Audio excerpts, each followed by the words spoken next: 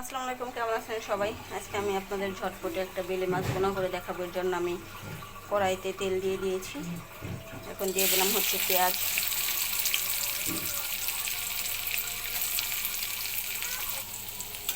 পেঁয়াজটাকে আমি নেড়ে চেড়ে ভেজে নেব। দেখুন, বেলে মাছের জন্য আমার পেঁয়াজটা ভাজা হয়ে গেছে। এখন এর মধ্যে দিয়ে দেবো আমি সামান্য পানি।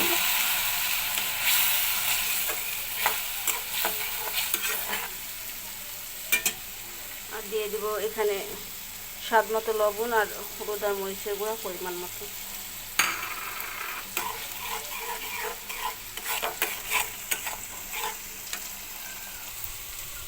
দেখুন, আমার মশলাটাকে আমি সুন্দর করে কষিয়ে নিয়েছি।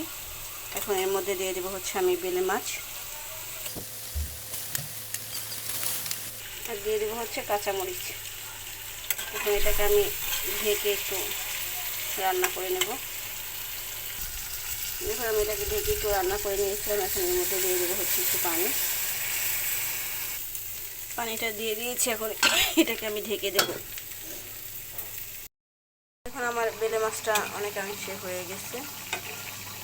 আসলে বেলে মাছটা অনেক নরম একটা মাছ, এটাকে অত নেড়ে চেড়ে রান্না করা যায় না। এখন এর মধ্যে দিয়ে দেবো হচ্ছে আমি জিরা গুঁড়া।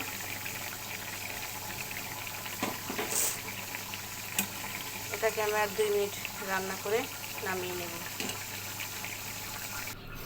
দেখুন, বেলে মাছটাকে আমি 3 মিনিট রান্না করে আবার নামিয়ে নিয়েছি। আমার বেলে মাছটা দেখতে কতটা সুন্দর হয়েছে। সবাই ভালো থাকবেন। আল্লাহ হাফেজ। আসসালামু আলাইকুম।